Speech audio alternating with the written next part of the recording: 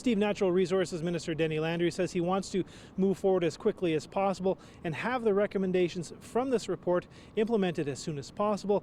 A report that is, by the way, Steve, dedicated to the memory of Connor and Noah Barth. I'm Jonathan McInnes in Cape Bear, Prince Edward Island. This lighthouse played a role in perhaps the most well-known nautical disaster of the 20th century, and it now has a new home. History on the move, later on CTV News at 5. The winter weather has also made it difficult getting on and off the island. Since January 1st, the Confederation Bridge has been closed for 78.5 hours. That's the most ever. This small wharf in Victoria by the Sea, Prince Edward Island, should be busy. The spring lobster season is just around the corner. Today, it's quiet.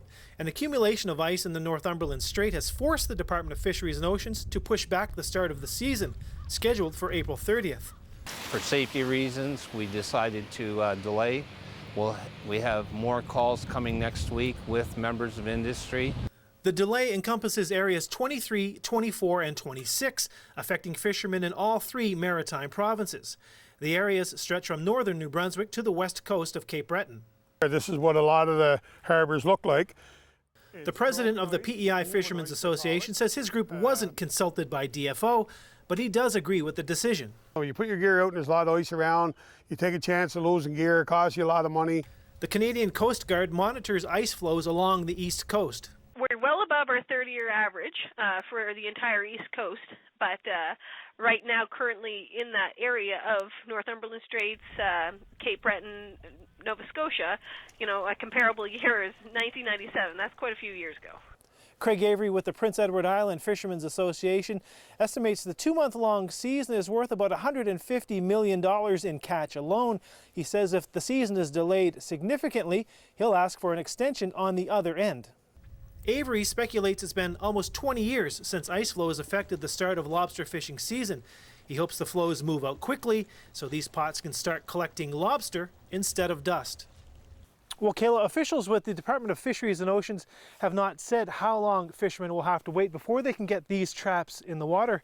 Now, DFO is expected to make that announcement April 29th. Kayla? Catherine McInnes was watching TV last night. Just after 9:30, she heard 2 loud bangs outside. My son had come into the house screaming to call 911. Sorry.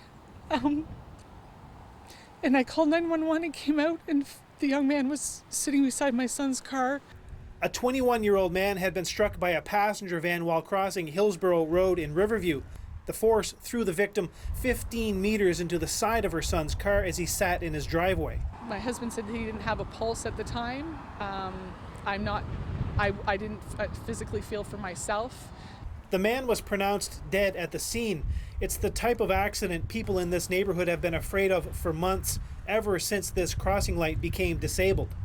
Residents say a car accident back in February took out the light pole, and they say they've called the town many times about getting it fixed, and they've been repeatedly told the parts are on back order.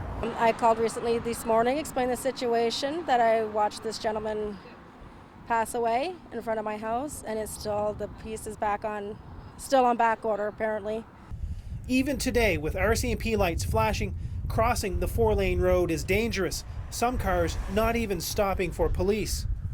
My daughter Michaela here told me last night at about 8 o'clock, 7:30, she was going to go to her friend's house across the street here, and what did I say? Be careful, that crosswalk scares me. The victim's name has not been released. Officials with the town declined our request for an interview, but did tell us the delay was in getting the part from the manufacturer, and that fixing the broken signal is taking longer than the town ever wanted it to. They say they learned yesterday the parts are due to arrive next week. Steve, residents here tell me the 21-year-old man and his brother would walk to the garage behind me here every night, and on their way back, they would still press the button for the crossing light, knowing it wasn't working. Steve. Last April, the water in this field was as high as the snow is now. You can see it's almost to the top of the fence posts, and that's a concern because when this all melts, it flows into Grey Brook, which runs through the village of Hillsborough. Steve, as you can see, Potatoes are still being harvested and brought back here to Linkletter Farms. Gary Linkletter says he has to. If he were to lose his entire crop, he says he'd be out of business. Now, to ensure their safety when they leave this plant, Linkletter says they will all go through metal detectors. Steve. Mark Melanson saw Sergeant Doiron not long before he left for Iraq. He says his friend knew of the dangers he would be facing. The two were in occasional contact through email, and Melanson says he would always end his letters with "be safe." Well, Steve, I contacted the task force chair, Bruce Dugan, today. He says he hasn't had a lot of feedback. Many of the stakeholders mentioned in the report were consulted when the group was putting it together, so its contents didn't really come as much of a surprise. Steve.